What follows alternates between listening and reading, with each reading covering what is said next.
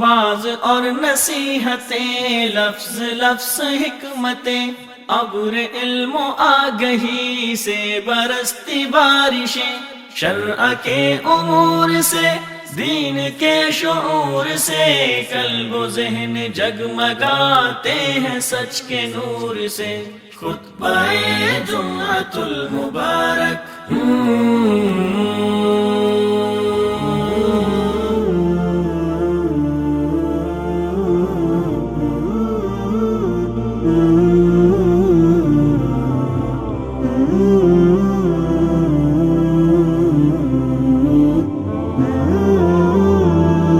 السلام علیکم ورحمۃ اللہ وبرکاتہ۔ ان الحمد للہ نحمده ونستعینه ونستغفره ونعوذ باللہ من شرور انفسنا ومن سیئات اعمالنا، من يهده الله فلا مضل له ومن يضلل فلا هادي له، وأشهد أن لا إله إلا الله وحده لا شريك له، وأشهد أن محمدًا عبده ورسوله، أرسله بالحق بشيرا ونذيرا وداعيا إلى الله بإذنه وسراجا منيرا۔ أعوذ بالله من الشيطان الرجيم۔ يا أيها الذين آمنوا اتقوا الله حق تقاته ولا تموتن إلا وأنتم مسلمون۔ يا أيها الناس اتقوا ربكم الذي خلقكم من نفس واحدة وخلق منها زوجها وبث منهما رجالا كثيرا ونساء، واتقوا الله الذي تساءلون به والأرحام إن الله كان عليكم رقيبا۔ يا أيها الذين آمنوا اتقوا الله وقولوا قولا سديدا يصلح لكم أعمالكم ويغفر لكم ذنوبكم، ومن يطع الله ورسوله فقد فاز فوزا عظيما۔ أما بعد، فإن أحسن الكلام كلام الله، وأحسن الهدي هدي محمد صلى الله عليه وسلم، وشر الأمور محدثاتها، فإن كل محدثة بدعة، وكل بدعة ضلالة، وكل ضلالة في النار۔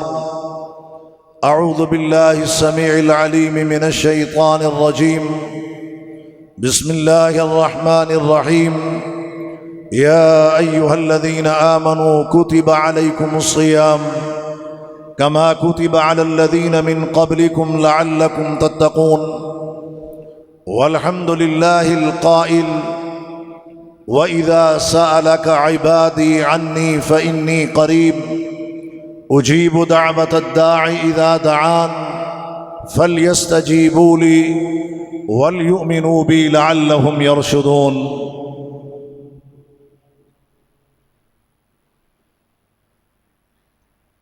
رمضان المبارک برکتیں، سعادتیں، رحمتیں، مغفرتیں بکھیرتا ہوا ہم سے جدا اور عن قریب الوداع ہونے کو ہے۔ خوش بخت و خوش نصیب ہیں وہ لوگ جنہوں نے صیام و قیام، تلاوت قرآن، ذکر و اذکار، صدقات و خیرات اور اعتکاف بیٹھ کر اپنے اللہ کو راضی کرنے کی کوشش، کاوش، جستجو کی ہے۔ اللہ رب العالمین سب کی عبادات کو قبول و منظور فرمائے، اور وہ اپنے وعدے کو وفا کرنے والا ہے۔ وہ وفا کر کے رہے گا کہ الصوم لی وانا اجزی بہ، کہ بندہ جب روزہ رکھتا ہی میرے لیے ہے تو میں رب جتنی چاہوں گا اسے جزا عطا فرماؤں گا۔ اور اللہ نے کتنی جزا دینی ہے، کتنا اجر دینا ہے، کتنا ثواب دینا ہے، وہ اعداد و شمار سے باہر ہے۔ تو پھر ہے کتنا؟ وہ اتنا ہی ہے جتنی اس اللہ کی شان و عظمت ہے، وہ اتنا ہی عطا فرمائے گا۔ حضرات گرامی، یہ مہینہ دیگر عبادات کی طرح دعا کا، توبہ و استغفار کا مہینہ بھی ہے۔ جس نے رجوع الی اللہ کر لیا، جس نے توبہ نصوحہ کر لی، جس نے اپنے پروردگار کو راضی کر لیا، جس نے اپنے گناہوں کا اعتراف و اقرار کر لیا، اور جس نے جلوتوں اور خلوتوں کے اندر اللہ سے مانگ لیا، اور جس نے تنہائی کے لمحات میں اپنی آنکھ سے آنسو گرا کے اپنے اللہ کو راضی کرنے کی کوشش کر لی، وہی کامیاب اور وہی کامران ہے۔ عرش والے رب کا حکم بھی یہی ہے کہ جب بھی مانگنا ہو، سوال کرنا ہو، مجھی سے کرنا ہے، دائیں اور بائیں نہیں جھانکنا، ادھر اور ادھر نہیں جانا۔ وَإِذَا سَأَلَكَ عِبَادِي عَنِّي فَإِنِّي قَرِيبٌ أُجِيبُ دَعْوَةَ الدَّاعِ إِذَا دَعَانِ فَلْيَسْتَجِيبُوا لِي وَلْيُؤْمِنُوا بِي لَعَلَّهُمْ يَرْشُدُونَ۔ صحابہ کرام اللہ کے حبیب صلی اللہ علیہ وسلم سے پوچھتے ہیں، اقریب ربنا فنناجی ام بعید فننادی؟ ہمارا رب ہمارے قریب ہے کہ ہم اس سے سرگوشیاں کریں، مناجات کریں، یا اللہ ہم سے دور ہے کہ جسے ہم بآواز بلند پکاریں؟ اللہ نے قرآن اتار دیا، وَإِذَا سَأَلَكَ عِبَادِي عَنِّي فَإِنِّي قَرِيبٌ، تمہارا رب تمہارے قریب ہے۔ بلکہ ایک اور مقام پہ فرمایا، قریب ہی نہیں اقرب ہے، بہت ہی زیادہ قریب۔ کتنا قریب؟ نحن اقرب الیہ من حبل الورید، تمہاری شارک سے بھی زیادہ وہ تمہارے قریب ہے۔ تو جب بھی سوال کرنا ہو اللہ سے کرو، جب بھی مانگنا ہو اللہ سے مانگو، جب بھی جھولی پھیلانی ہو اللہ سے پھیلاؤ۔ اور یہ بات یاد رکھو، خالق اور مخلوق میں بڑا بنیادی فرق یہ ہے کہ جب انسان سے مانگا جائے تو وہ خفا ہو جاتا ہے، اور جب رب رحمان سے نہ مانگا جائے تو وہ ناراض ہو جاتا ہے۔ یہ فرق ہے بنیادی طور پر۔ تو ہم نے مانگنا ہے تو صرف اور صرف اللہ سے۔ ہاں یہ بات ضرور ہے کہ آپ اپنے حق میں کسی سے دعا کروا سکتے ہیں، اور آپ کسی سے یہ درخواست کر سکتے ہیں کہ وہ سفر و حضر میں، حج اور عمرے کے موقع پر، حالت اعتکاف میں اور قدر کی رات کے قیام میں وہ دعائیں کرے۔ اور اس طرح اللہ کے نبی صلی اللہ علیہ وسلم نے دعائیں کی ہیں، اور اللہ کے نبی صلی اللہ علیہ وسلم کی دعاؤں کے مستحق ٹھہرنے والے صحابہ کی تعداد بہت ہی زیادہ ہے، جن کے لیے اللہ کے نبی محمد الرسول اللہ صلی اللہ علیہ وسلم نے یا ان کے لیے از خود دعا کی ہے، یا ان کی ادائیں، ان کا کام، ان کا عمل ایسا تھا کہ وہ اللہ کے نبی محمد الرسول اللہ صلی اللہ علیہ وسلم کی دعاؤں کے مستحق بن گئے، اور اس قابل بن گئے کہ اللہ کے نبی صلی اللہ علیہ وسلم نے ان کے لیے دعائیں کی ہیں۔ حضرات گرامی، دنیا کے اندر انسان کو یقیناً ایسے اعمال کرنے چاہیے، ایسی نیکیاں کرنی چاہیے کہ دوسرے انسان اس کے لیے دعائیں کریں، بے ساختہ دعائیں نکلیں، اور خلوت و جلوت کے اندر اس شخص کے لیے اس کے بھائی دعائیں کریں۔ انسان اپنے آپ کو اس قابل بنا لے، اور اس قابل انسان کب بنتا ہے؟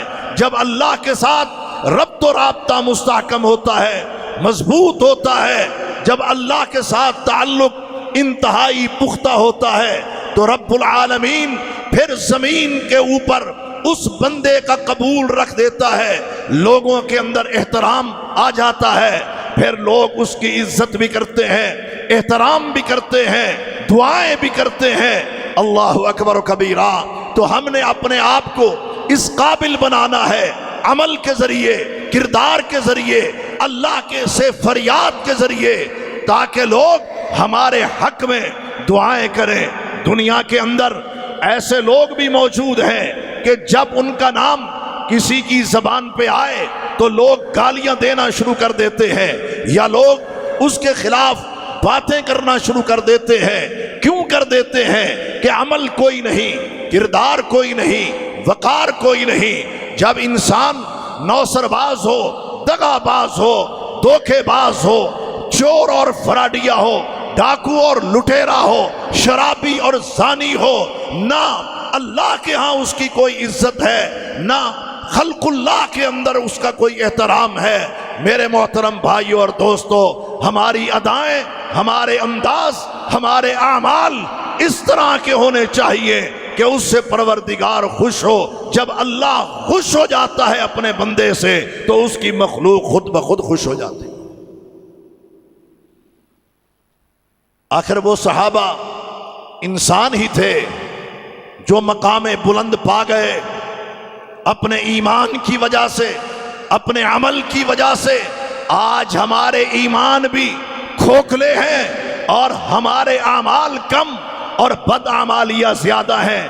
مہینہ رمضان کا ہے، کھانا پینا عام ہے۔ مہینہ رمضان کا ہے، بے پردگی عام ہے۔ مہینہ رمضان کا ہے، ناپ تول میں کمی ہے۔ مہینہ رمضان کا ہے، مال میں ملاوٹ ہے۔ مہینہ رمضان کا ہے، زبان پر جھوٹ ہے۔ مہینہ رمضان کا ہے اور جھوٹی قسمیں اور گواہیوں کا سلسلہ جاری ہے۔ اللہ کے نبی صلی اللہ علیہ وسلم نے فرمایا، من لم یدع قول الزور والعمل به فلیس للہ حاجہ فی ان یدع طعامہ وشرابہ۔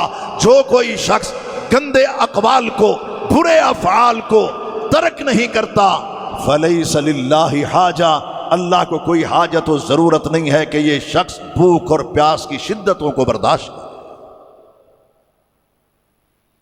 کام ایسے کرنے کہ ہم اللہ کی مخلوق کے دعاؤں کے مستحق ٹھہرے، اور وہ لوگ جو اللہ کے نبی محمد الرسول اللہ صلی اللہ علیہ وسلم کی دعاؤں کے مستحق ٹھہرے، وہ کتنے ہی خوش نصیب ہیں۔ اور وہ کون ہے؟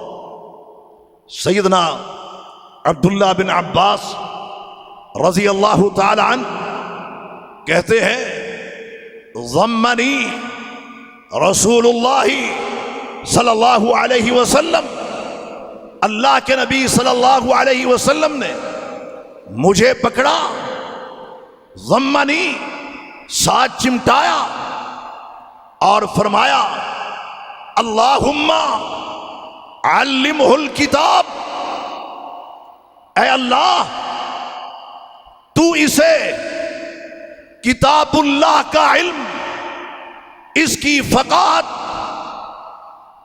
عطا فرما دے۔ اور پھر آپ دیکھیں کہ سب سے بڑے مفسر سیدنا عبداللہ بن عباس رضی اللہ تعالی عنہ ٹھہرے۔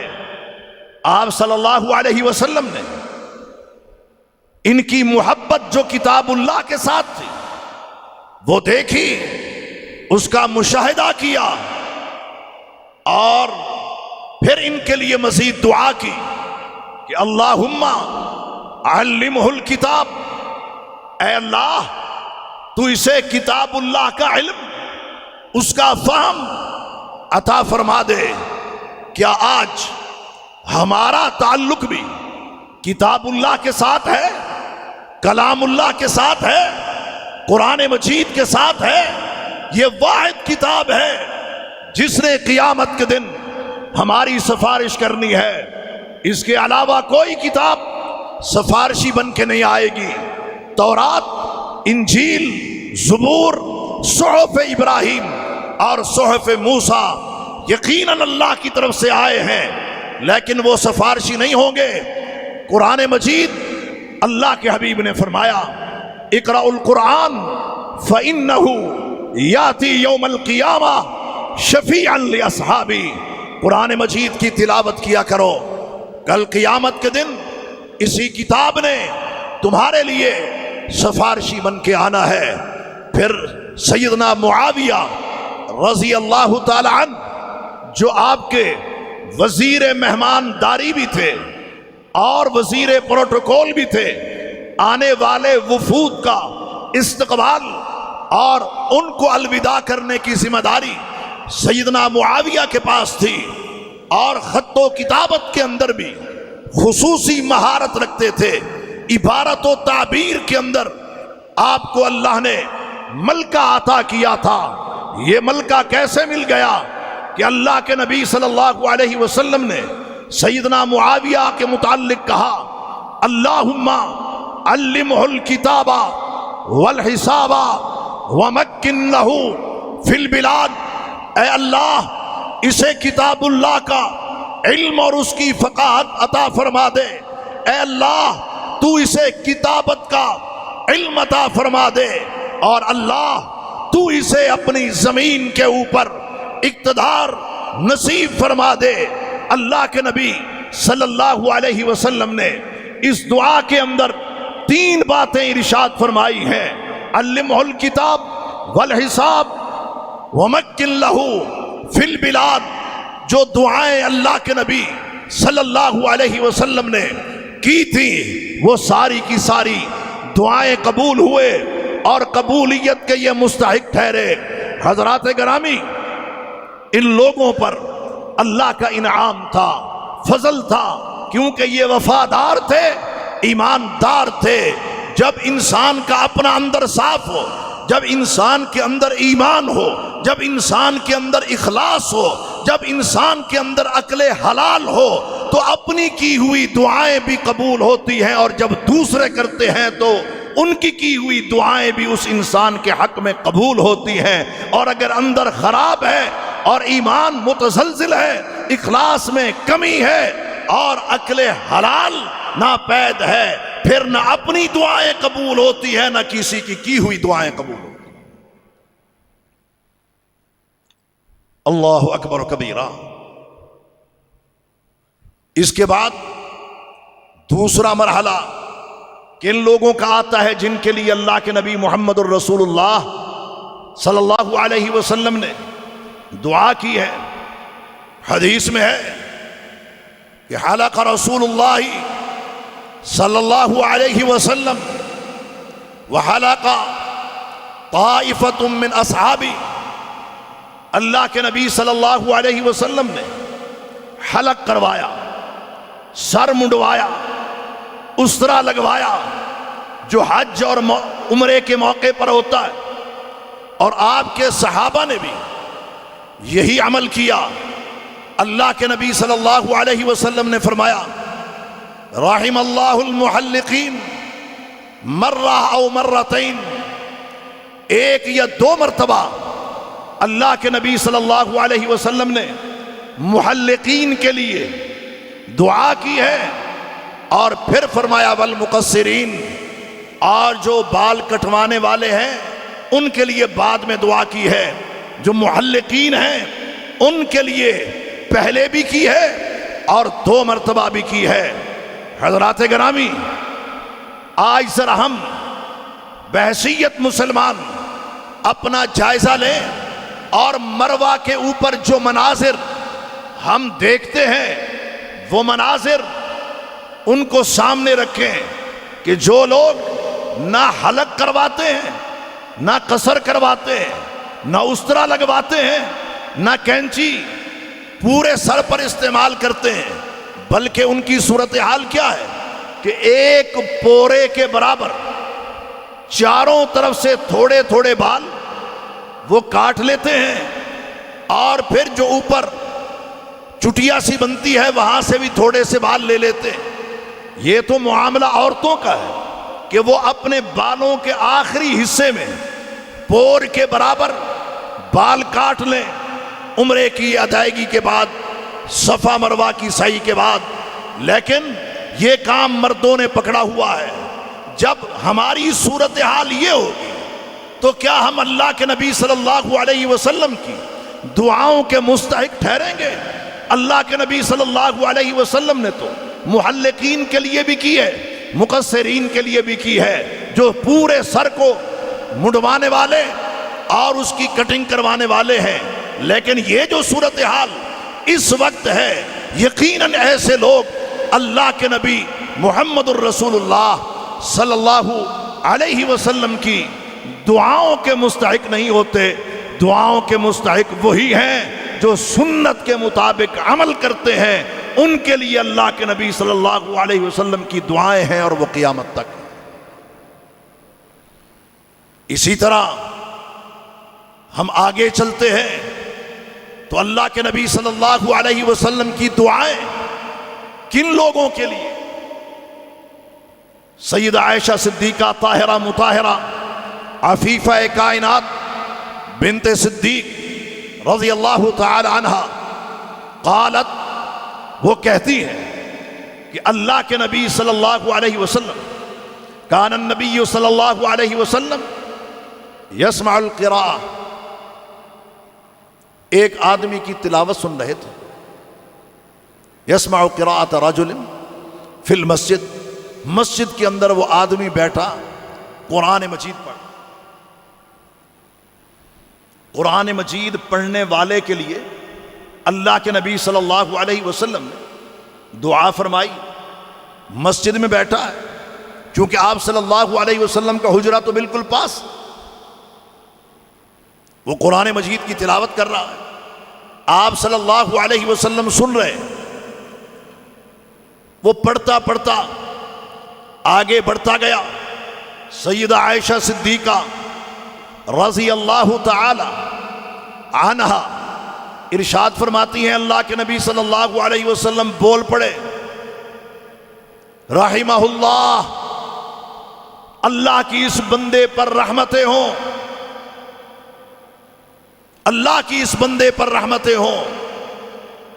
لقد اذکرنی آیہ کنت انسیتھا، اس نے مجھے قرآن مجید کی آیات یاد دلا دی ہیں جن کو میں بھول چکا تھا، بھولی ہوئی آیات اس نے یاد کروا دی ہیں۔ تو انسان جب بھی قرآن مجید کی تلاوت کرتا ہے، صرف اس کی اپنی ذات کو فائدہ نہیں ہوتا، جو اپنی ذات کو ہونا ہے وہ تو ہونا ہی ہے۔ آپ صلی اللہ علیہ وسلم نے وہ تو فرما دیا، اقرأوا القرآن فإنکم توجرون علیہ، قرآن مجید کو پڑھا کرو، اس پر اللہ تمہیں اجر دیتا ہے، اجرت دیتا ہے، ایک حرف پر 10 نیکیاں عطا فرماتا ہے۔ وہ تو پڑھنے کی ہے، لیکن جب قرآن مجید کوئی پڑھ رہا ہے خود وہ نیکیاں سمیٹ رہا ہے، لیکن جب اس تلاوت کا فائدہ دوسروں کو پہنچ رہا ہے تو پھر اس کا اجر و ثواب بھی اللہ اس کو دے گا۔ اور سب سے بڑی بات یہ ہے کہ وہ دعا صرف اس اکیلے انسان کے لیے، اس مرد کے لیے یا اس صحابی کے لیے نہیں ہے، جو بھی قرآن پڑھتا ہے اس کا قرآن سن کر جس کے دل پر اثر ہوتا ہے، اللہ تبارک و تعالی اس کا بھی اجر عطا فرماتا ہے، اور نبی اکرم صلی اللہ علیہ وسلم کی یہ دعا کا بھی مستحق ہے۔ حضرات گرامی، اللہ کے نبی صلی اللہ علیہ وسلم کے فرمان کی روشنی میں اگر ہم دیکھیں تو چوتھی چیز ہمیں کیا نظر آتی کہ جب بھی کوئی شخص اللہ کے نبی صلی اللہ علیہ وسلم کے پاس صدقہ لے کر آتا تھا تو آپ صلی اللہ علیہ وسلم یہ فرماتے تھے اللہم صلی علی آل فلان. یہ صلی کا الفاظ آپ صلی اللہ علیہ وسلم نے کیوں بولے؟ اس لیے کہ رب العالمین کا فرمان یہی خذ من اموالہم صدقۃ تطہرہم وتزکیہم بہا وصلی علیہم ان صلاتک سکن لہم. ان کے مالوں سے صدقات وصول کیجئے، ان کو پاک کیجئے، ان کا تزکیہ کیجئے. وصلی علیہم، اور ان کے حق میں میرے حبیب دعا کیجئے. وصلی علیہم. ابن ابی اوفا کہتے ہیں میرے باپ نے بھی مال جب پیش کیا تو اللہ کے نبی صلی اللہ علیہ وسلم نے فرمایا اللہم صلی علی آل ابی اوفا، اے اللہ آل ابی اوفا پر رحمتیں نازل فرما، کرم نوازیاں کر دے. تو یہ چیز بھی ہمیں اس موضوع کے اندر ملتی ہے کہ جو لوگ اللہ کی راہ میں اپنا مال دینے والے، جو لوگ اللہ کے راستہ میں صدقات دینے والے، اللہ کے نبی محمد الرسول اللہ صلی اللہ علیہ وسلم نے ان کے حق کے اندر بھی دعا فرمائی ہے. اور یہ لوگ دعاؤں کے مستحق ہیں جو اپنی زکوٰۃ کو مکمل طور پر ادا کرنے والے ہیں، اپنی زکوٰۃ دینے والے ہیں، اور اس سلسلہ میں بخل کرنے والے نہیں ہیں، اس سلسلہ میں اپنی مٹھی اور اپنا ہاتھ بند کرنے والے نہیں ہیں. اللہ کے نبی صلی اللہ علیہ وسلم کی دعائیں ان کے لیے بھی ہیں، اور اللہ تبارک و تعالی نے اپنے خاص کرم سے، فضل سے ان کے مال کے اندر اضافہ بھی کرنا ہے اور اپنی رحمتوں کا نزول بھی ان کے اوپر کرنا ہے. اسی طرح حضرات گرامی، وہ لوگ جو اپنے مالوں سے زکوٰۃ نہیں دیتے، صدقات نہیں دیتے، میں تو بعض اوقات حیران ہوتا ہوں کہ بڑے بڑے ماہرین ہیں سوال پوچھنے والے بھی، وہ ایسے انداز سے سوال کرتے ہیں کہ کوئی راستہ مل جائے زکوٰۃ نہ دینے کا، کوئی راستہ مل جائے، کوئی سپیس مل جائے. کیوں پریشانی کس بات کی ہے؟ کیا یہ ہمارا ہے؟ یہ کس نے دیا ہے؟ دینے والا کون ہے مال؟ اللہ. بہت زیادہ دیتا ہے، بہت تھوڑا کہتا ہے دے دو. وہ بہت تھوڑا کیوں دے دو؟ تاکہ بہت زیادہ واپس پلٹا.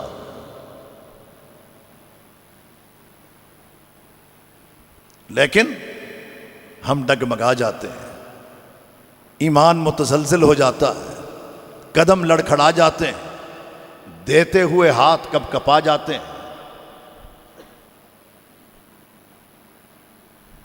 ہم نے اندازہ کیا ہے کہ کتنا بڑا اعزاز ہے،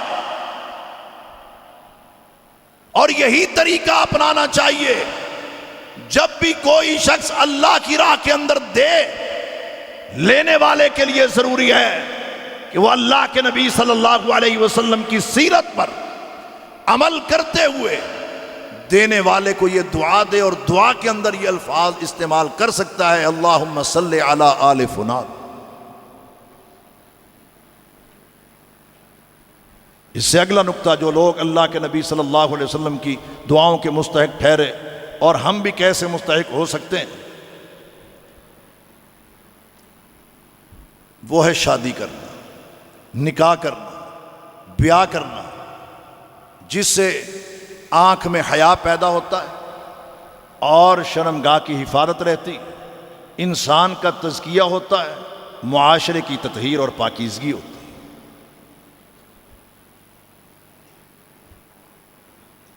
اور آپ نے فرمایا کہ یا معاشر الشباب من استطاع منکم الباء فلیتزوج. نوجوانوں کی جماعت، طاقت ہے تو بیاہ کرو، نکاح کرو، شادی کرو. کیوں؟ فَإِنَّهُ أَغَضُّ لِلْبَصَرِ وَأَحْسَنُ لِلْفَرْجِ. اس سے آنکھ نیچے رہتی، شرمگاہ کی حفاظت ہوتی. اگر طاقت نہیں ہے تو پھر کیا کرو؟ فَلْيَصُمْ، پھر روزے رکھو. فَإِنَّهُ لَهُ وِجَاءٌ، یہ ڈھال ہے. پھر اس ڈھال کو اختیار کرو، اس ڈھال کو اپنا لو. اگر اپنا کردار، اپنا وقار، اپنی عزت کا تحفظ چاہتے ہو تو پھر یہ راستہ ہے. لیکن ہماری صورتحال کیا ہے؟ اولاد کی شادیاں نہیں کرتے کہ جہیز مکمل نہیں، شادیاں نہیں کرتے، لڑکے کا بھی اپنا مکان تعمیر نہیں ہوا، شادیاں نہیں کرتے، ابھی تک گاڑی ذاتی نہیں ہے. یہ جہیز، گاڑی، ذاتی گھر، بینک بیلنس، اور پھر کہتے کیا جی؟ آپ میرے لیے دعا کریں، آپ ہمارے لیے دعا کریں. یہ مسئلہ بھی سمجھ لیں. اللہ کے نبی صلی اللہ علیہ وسلم نے بھی دعا کی. میں جو کم علم آدمی ہوں، اپنی کم علمی کی بنیاد پر یہ میں کہہ رہا ہوں کہ مجھے کوئی صحابی ایسا نہیں ملا جس نے آ کے اللہ کے نبی صلی اللہ علیہ وسلم کو یہ کہا ہو کہ آپ میری شادی کے لیے دعا کریں.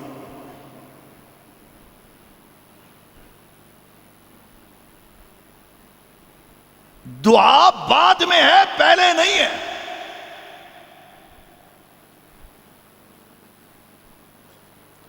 سیدنا عبد الرحمن بن عوف رضی اللہ تعالی عنہ، کچھ زرد زرد سا رنگ تھا، کوئی شادی کے آثار. اللہ کے نبی صلی اللہ علیہ وسلم نے پوچھا، ما ھذا؟ عبد الرحمن یہ کیا ہے؟ اللہ کے نبی صلی اللہ علیہ وسلم، تزوجت امرأۃ، میں نے ایک عورت سے شادی کی ہے، ایک گٹھلی سونے کے عوض حق مار یہ دیا. سونا کتنا تھا جی؟ ایک گٹھلی کے برابر. اور یہاں کیا ہے جی؟ 20 تولے پورا ہوگا تو کڑی روانہ کرنی.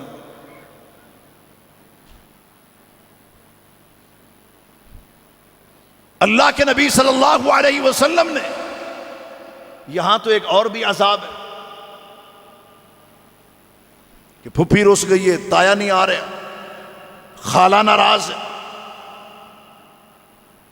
فلاں اور فلاں معاملہ. اور سیدنا عبد الرحمن ابن عوف، کیا آپ یہ تصور کر سکتے ہیں کہ ان کو اللہ کے نبی سے کوئی محبت، کوئی پیار نہیں تھا؟ تھا، لیکن اللہ کے نبی صلی اللہ علیہ وسلم ان کی شادی میں نہیں تھے.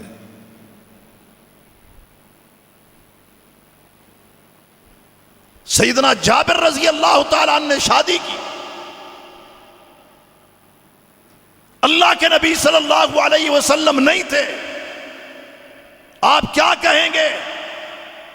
یہ پھپھیوں، خالاؤں، تائیوں، یہ پھپ کٹنیوں کی وجہ سے جو سال ہا سال اور برس ہا برس تک شادیوں میں تاخیر کر کے، وہ ایک بندہ آ گیا کہتا جی میری شادی کے لیے دعا کریں. میں نے اس کی حالت دیکھی، میں نے کہا یار تیری تو عمر اب وطن عزیز سے محبت کرنے کی.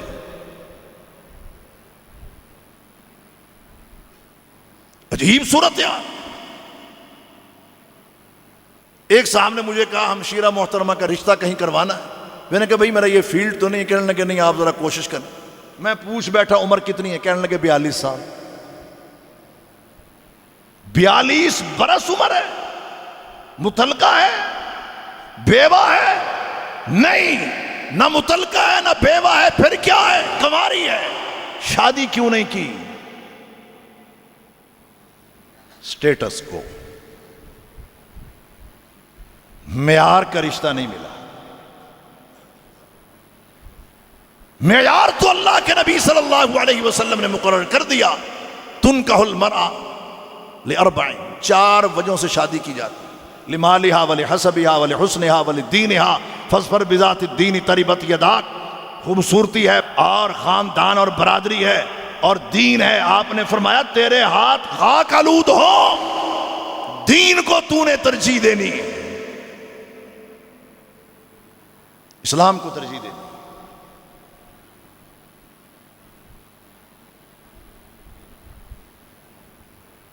3 برس تک رشتہ داروں کو منانے میں صرف ہو جاتے ہیں، بھی فلاں نہیں مان رہا، فلاں نہیں مان رہا، فلاں نہیں مان رہا۔ منانے کی ضرورت ہی کیا ہے؟ مسجد میں آؤ، بیٹھو، گواہ پورے کرو، نکاح پڑھواؤ۔ ہم نے اپنے آپ کو خود مصیبت میں ڈالا ہوا، اور پھر کہتے کیا ہے جی آپ دعا کریں، تیرے پلے ککھ نہ ہوئے تو دعا کی کرے بندہ؟ وہ پہلے نہیں بعد میں۔ اللہ کے نبی صلی اللہ علیہ وسلم نے سیدنا عبد الرحمن ابن عوف کو بھی دعا دی ہے، آپ نے سیدنا جابر کو بھی دعا دی ہے۔ آپ خفا نہیں ہوئے، ناراض نہیں ہوئے کہ میرے بغیر تمہارا نکاح کیسے ہو گیا، میں نے پڑھایا نہیں وہ ہو کیسے گیا؟ کوئی احتجاج نہیں، خوشی خوشی دعا دے رہے ہیں۔ سیدنا عبد الرحمن ابن عوف کو کہا بارک اللہ لک اولم ولو بشات، اللہ تیرے اس نکاح و بیاہ میں برکت عطا فرمائے، ولیمہ کر بھلے ایک بکری کرنی پڑے، اولم ولو بشات۔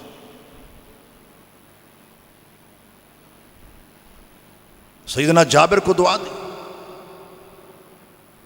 اور وہ دعا اس امت کے لیے چھوڑ کے گئے، اور وہ بات کی ہے، پہلے کی نہیں ہے۔ بارک اللہ لکا وبارک علیکا وجمع بینکما فی خیر۔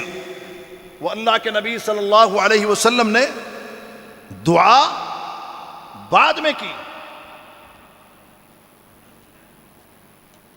اور ہم پہلے کی کوشش کرتے ہیں، اور ہے ان کے لیے جو پاک دامنی کے لیے، عزت کے دفاع کے لیے نکاح اور بیاہ کرتے ہیں، معاشرے کی پاکیزگی اور تطہیر کے لیے بیاہ کرتے ہیں، نکاح کرتے ہیں، شادیاں کرتے ہیں۔ اللہ اکبر و کبیرہ۔ پھر اللہ کے نبی صلی اللہ علیہ وسلم کا طرز عمل یہ بھی تھا کہ آپ اپنے ان صحابہ کے لیے بھی دعا کرتے تھے جو دنیا سے کوچ کر گئے، اور ان کے لیے بھی کرتے تھے جو دنیا کے اندر موجود تھے، جو کوچ کر گئے ان کے لیے مغفرت کی دعا کرتے تھے، جو زندہ تھے ان کے لیے رحمت و برکت کی دعا کرتے تھے۔ آپ صلی اللہ علیہ وسلم فرما رہے ہیں اللہم اغفر لعبید ابی عامر وعبداللہ بن قیس ذنبہ، اے اللہ تو عبید، ابی عامر اور عبداللہ بن قیس کے گناہوں کو معاف فرما دے۔ ہمیں بھی ایک دوسرے کے لیے کرنی چاہیے۔ اور جہاں تک بات ہے رحمت کی دعا کرنا، صحابہ کہتے ہیں کہ اللہ کے نبی صلی اللہ علیہ وسلم میدان مقتل میں جس کے لیے بھی دعا کرتے تھے کہ رحم اللہ، ہمیں کنفرم ہو جاتا تھا کہ آج اس کی شہادت کنفرم ہے، آج اس کی شہادت کنفرم ہے، یہ اللہ کو پیارا ہو جائے گا۔ اللہ اکبر و کبیرہ۔ میرے محترم بھائی اور دوستو، ہم ذرا آگے چلتے ہیں تو ہمیں ایک خاتون نظر آتی ہے، صحابیہ ہیں، مبشرہ ہیں، طیبہ ہیں، طاہرہ ہیں، عفیفہ ہیں، ام انس ہیں، وہ انس جو خادم رسول ہیں صلی اللہ علیہ وسلم، اللہ کے نبی صلی اللہ علیہ وسلم کی خدمت میں حاضر ہوتی۔ اللہ کے نبی،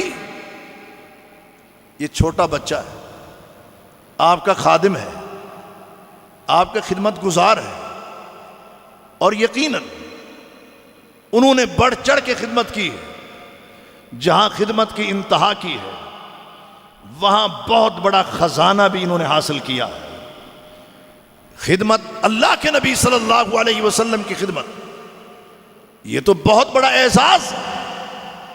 اب بچے ہیں، چھوٹے ہیں، اور پھر انسان کو اپنا کوئی بڑا معاشی مستقبل نظر آ رہا ہوتا ہے تو بظاہر وہ بھی نہیں. ماں آئی، اللہ کے نبی صلی اللہ علیہ وسلم یہ آپ کا خادم ہے، خدمت گزار ہے. اب 24 گھنٹے خدمت کے اوپر وہ لگے رہتے تھے. اب بندہ نہ کوئی کام کر سکتا ہے، نہ کاروبار کر سکتا. ادعو له، اللہ کے نبی صلی اللہ علیہ وسلم اس بچے کے لیے تو دعا فرما دیں. آپ نے کیا کہا؟ اللہم اکثر مالہ وولدہ وبارک لہ فیما اعطیتہ. اے اللہ، میرا یہ خادم انس، اس کے مال کو کئی گنا بڑھا دے، اور اس کو پتر بیٹے بھی عطا کرنا، اور جو تو نے اس کو دے رکھا ہے اس کے اندر اللہ تو برکت عطا فرما دے. کتنی عظیم دعا ہے. کیا ہم بھی اپنی اولاد کے لیے کرتے؟ کیا ہم بھی اپنے خادموں کے لیے کرتے ہیں؟ اپنے ملازمین کے لیے کرتے ہیں؟ اپنے زملاء اور ساتھیوں کے لیے کرتے ہیں؟ لمحہ فکریہ ہے، سوچنے کی بات ہے. دونوں چیزیں مانگی، المال والبنون زینت الحیات الدنیا. دنیا کی زینت، دنیا کی خوبصورتی، یہی دو چیزیں ہیں، ایک مال ہے اور ایک اولاد ہے، بیٹے. اور فرمایا وبارک لہ فیما آتیت، جو تو نے اللہ دے رکھا ہے اس میں برکت عطا فرما دے. برکت پڑتی ہے، برکت آتی ہے، مال بڑھتا ہے، لیکن ناپ تول میں کمی سے نہیں، دغے بازی، دھوکے بازی، فریب اور فراڈ سے نہیں. کس چیز سے بڑھتا ہے؟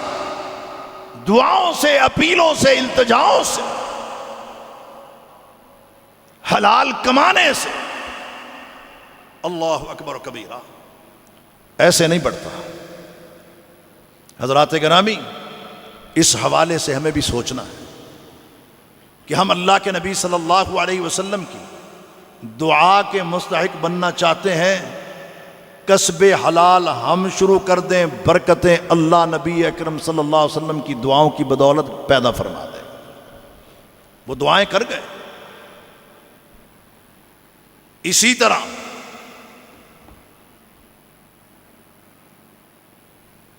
سیدنا ابو موسیٰ اشعری رضی اللہ تعالی عنہ فرماتے ہیں ولد علی مولود، اللہ نے مجھے بیٹا عطا کیا، بچہ عطا کیا.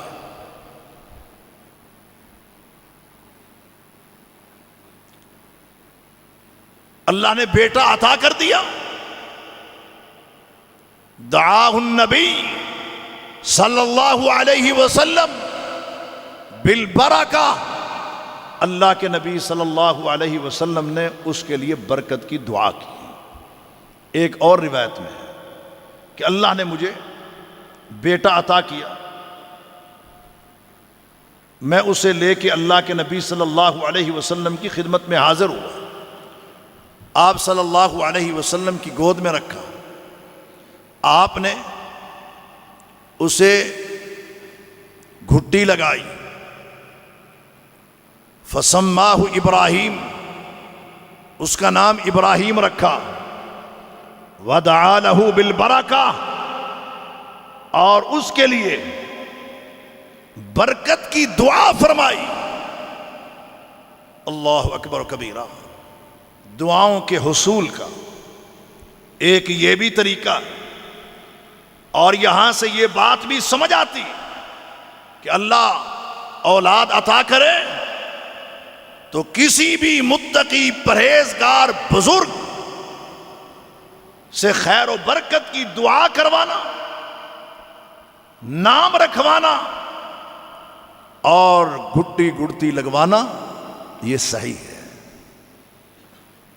اللہ اکبر کبیرہ۔ اور یہاں پر صورتحال تو عجیب ہی ہے، اولاد کو ذبح کر دیتے ہیں، کیوں؟ جی میں نے خواب دیکھا، پتہ نہیں کیا کھا کے رات کو سویا تھا کہ قتل کرنے کا خواب اس نے دیکھ لیا، اور کل قیامت کے دن کیا جواب دے گا؟ بِأَيِّ ذَنبٍ قُتِلَتْ، اللہ کے ہاں کیا جواب دے گا؟ کیا جواب سوچ رکھا ہے؟ یہ ہماری سمجھ سے باہر ہے۔ اللہ کے نبی صلی اللہ علیہ وسلم کی دعاؤں کے مستحق ہم کیسے بن سکتے ہیں؟ آپ صلی اللہ علیہ وسلم نے فرمایا رحم اللہ عمران صلی قبل العصر، جو نماز عصر فرض سے پہلے 4 رکعات نماز آ کے ادا کر لیتا ہے، عصر کے فرائض سے پہلے، اللہ کی اس پر رحمت ہے۔ اور اس شخص پر بھی اللہ کی رحمت ہو جو رات کو بیدار ہوتا ہے، بیدار ہو کر کیا کرتا ہے؟ صلی، رات کی نماز پڑھتا ہے، تتجافا جنوبہم عن المضاجع یدعون ربہم خوفا وطمعا ومما رزقناہم ینفقون، رات کے اندھیرے میں لگا ہے، اللہ کو یاد کر رہا ہے، اللہ سے ڈرتے ہوئے بھی اور اللہ سے امیدیں وابستہ کیے ہوئے بھی رب کو پکار رہا ہے۔ وَأَيْقَظَ أَهْلَهُ، اور اپنے اہل کو بھی بیدار کرتا ہے۔ وَأَيْقَظَ امرأَةَ، اپنی بیوی کو بیدار کرتا ہے، وہ بیوی نیند کی شدت کی وجہ سے بیدار نہیں ہو رہی، پانی کے چھینٹے اس پہ مارتا ہے اور اس کو بیدار کر کے نماز کے لیے کھڑا کرتا ہے۔ اللہ کی رحمت ہو اس عورت پر جو رات کو کھڑی ہوتی ہے، نماز ادا کرتی ہے، قیام کرتی ہے، خامد کو بیدار کرتی ہے، اس پر نیند کا غلبہ ہے، پانی کے چھینٹے مارتی ہے اور اس کو نماز کے لیے کھڑا کر دیتی ہے۔ اس مرد پر بھی اللہ کی رحمتیں ہیں اور اس عورت پر بھی اللہ کی رحمت ہے۔ کیا یہ چیز ہمارے اندر ہے؟ یہ سوچ ہمارے اندر ہے؟ یہ عمل ہمارے اندر ہے؟ یہ کام ہم کرتے ہیں؟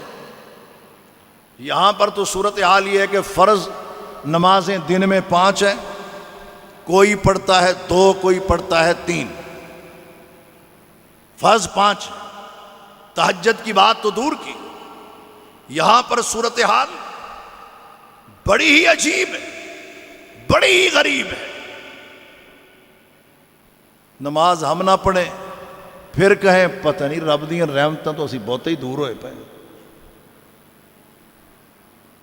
رحمتیں تو ہم خود نہیں سمیٹ رہے، کام ہم وہ نہیں کر رہے کہ جن کاموں کی وجہ سے ہم اللہ کے نبی صلی اللہ علیہ وسلم کی دعاؤں کے مستحق ٹھہرے۔ پھر آپ نے فرمایا نظر اللہ عمران سمع مقالتی فحفظها ووعاها واداها كما سمعها، اللہ اس شخص کے چہرے کو تر و تازہ رکھے جو میری بات کو سنتا ہے اور آگے حق اور انصاف کے ساتھ، امانت و دیانت کے ساتھ اس بات کو آگے منتقل کرتا ہے، اللہ اس کے چہرے کو تر و تازہ رکھے۔ اور ہمیں حدیث سنائی جاتے ہیں کہ چھاڑی یار ہر وقت تین وہی لگی رہی، ذرا سوچیں تو صحیح۔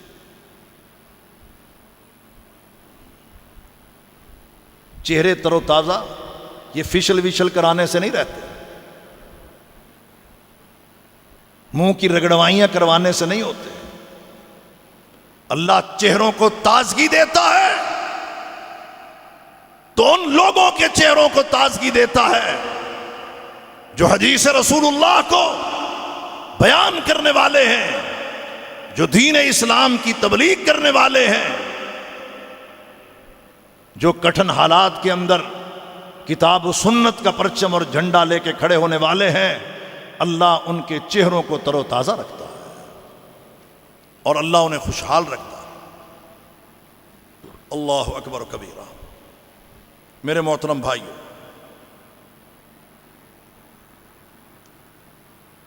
ایک مرتبہ سیدنا ابو ہریرہ رضی اللہ تعالی عنہ پریشانی کے عالم میں اللہ کے نبی صلی اللہ علیہ وسلم کی خدمت میں حاضر ہوئے۔ ابو ہریرہ کیا مسئلہ ہے؟ اللہ کے نبی صلی اللہ علیہ وسلم، مجھے میری والدہ ہے، اس کو میں دین کی دعوت دیتا ہوں، ناراض ہوتی ہے، اور آج تو اس نے پھر انتہا کر دیا اور آپ کو بھی اس نے ایسا ویسا کہہ دیا۔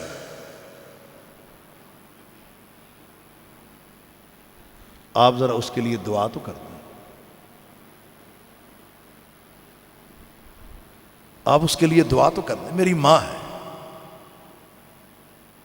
ماں مسلمان نہیں، ماں کافرہ ہے۔ میری تڑپ یہ ہے، میرا جذبہ یہ ہے، وہ دائرہ اسلام میں داخل ہو جائے۔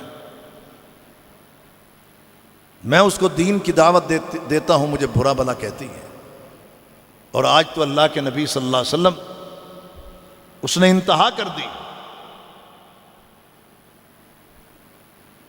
کیا کروں؟ ماں ہے، ابو ہریرہ کی ماں اس وقت مسلمان نہیں ہوئی تھی، اور نوجوانوں تمہاری مائیں تو مسلمان ہیں۔ ابو ہریرہ کی تڑپ دیکھیں کہ اللہ کے نبی صلی اللہ علیہ وسلم اس کے لیے دعا کریں۔ میں ماں کو جہنم میں جلتا ہوا نہیں دیکھ سکتا، اور نوجوانوں، مسلمانوں، ماں باپ کو گالیاں دینے والوں، ماں باپ کو آنکھیں دکھانے والوں، والدین کی توہین کرنے والوں، ماں کو آنکھیں دکھانے والوں، تمہارا رب کہتا ہے لا تقل لہما اف ولا تنہرہما وقل لہما قولا کریما واخفض لہما جناح الذل من الرحمہ وقل رب ارحمہما کما ربیانی صغیرا۔ ادھر اللہ کے نبی صلی اللہ علیہ وسلم نے ابو ہریرہ کی ماں کے لیے دعا شروع کی، اللہم اہدی ام ابی ہریرہ، اے اللہ ابو ہریرہ کی ماں کو ہدایت نصیب فرما۔ کہتے ہیں میں بھاگ کے جب گیا، گھر پہنچا، دروازہ بند تھا، میں نے کھٹکھٹایا اور پانی کے گرنے کی آواز بھی سنی۔ کچھ دیر کے بعد دروازہ کھلتا ہے۔ ماں جی کیا معاملہ تھا؟ کہا بیٹا اشہد ان لا الہ الا اللہ وحدہ لا شریک لہ واشہد ان محمدا عبدہ ورسولہ وآخر دعوانا الحمدللہ رب العالمین۔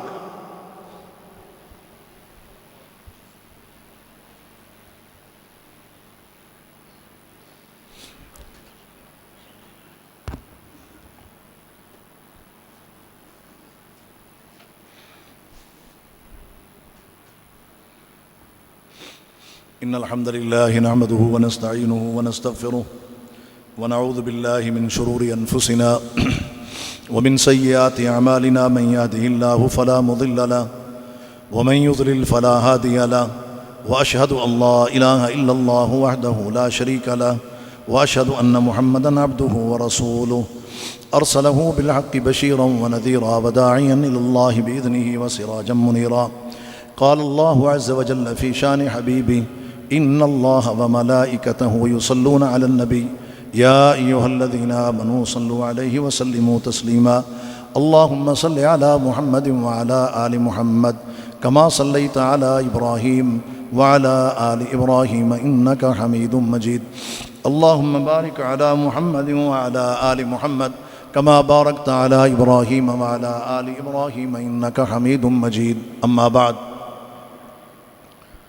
سیدنا جریر رضی اللہ تعالیٰ عنہ کہتے ہیں اللہ کے نبی صلی اللہ علیہ وسلم نے مجھے ارشاد فرمایا کہ یہ جو ذل خلیصہ ہے یا ذو الخلیصہ ہے جسے کعبہ یمانیہ کہا جاتا تھا، ایک بت تھا، اس کی پوجا پرستش ہوتی تھی، کیا آپ مجھے اس سے آرام نہیں پہنچاتے؟ یعنی آپ اس کو تلف نہیں کر دیتے؟ کہتے ہیں میں نے اللہ کے نبی صلی اللہ علیہ وسلم سے گزارش کی کہ اللہ کے نبی صلی اللہ علیہ وسلم میں گھوڑے کی پشت پر ٹک کے بیٹھ نہیں سکتا، میرا یہ پرابلم ہے، یہ مسئلہ ہے۔ آپ صلی اللہ علیہ وسلم نے میری یہ بات سنی تو دعا کی اللہم ثبت ہو۔ کسی حق معاملے میں جب کہیں پر استقرار و قرار نہ آ رہا ہو تو یہ دعا اللہم ثبت ہو وجعلہ ہادیا مہدیا، اللہ اسے تو ثابت رکھ، قائم رکھ، اسے ہادی بنا دے، اسے مہدی بنا دے۔ کہتے ہیں پھر میں گھوڑے پر سوار اپنی قوم کے لوگوں کو لے کر، لگ بھگ 50 تعداد تھی، میں نے جا کے اس کو گرا دیا، اللہ کے نبی صلی اللہ علیہ وسلم کی خدمت میں آ کے حاضر ہوا۔ آپ صلی اللہ علیہ وسلم نے پھر میری پوری قوم کے لیے میرے حق میں دعا کی، میری قوم کے لیے بھی، میرے حق میں بھی دعا کی۔ اسی طرح محمد بن مسلمہ جب کعب بن اشرف کا قلعہ کما کرنے کے لیے جا رہے تھے تو اللہ کے نبی صلی اللہ علیہ وسلم ساتھ ساتھ چلتے جا رہے ہیں اور صحابہ سواریوں پر سوار ہیں۔ آپ نے ان کو اترنے سے منع کر دیا کہ نہیں، آپ نے اوپر رہنا ہے۔ بقیع تک چلتے گئے، بقیع تک چلتے گئے، چلتے چلتے جب وہاں تک پہنچے تو پھر آپ نے دعا کی اور فرمایا استعینوا بسم اللہ، اللہ کے نام سے مدد، اور پھر اللہ سے اپیل کی اللہم ایدہم بروح القدس۔ بات یہ سمجھ آئی کہ وہ لوگ بھی اللہ کے نبی صلی اللہ علیہ وسلم کی دعاؤں کے مستحق ہیں کہ جو حدیث رسول اللہ کو بیان کرنے والے، حرمت رسول اللہ کے لیے آگے بڑھنے والے اور ان مہمات کے اندر داخل شامل رہنے والے اور اس کے لیے جستجو اور کاوش و کوشش کرنے والے اور ناموس رسالت کے لیے اپنا کردار ادا کرنے والے جب ہجو کر رہے تھے، مشرکین، آپ صلی اللہ علیہ وسلم نے اس موقع پہ کیا فرمایا؟ قم یا حسان، شاعر رسول حسان بن ثابت کو کہا قم یا حسان فاجب ہو، کھڑا ہو اور ان کو جواب دے۔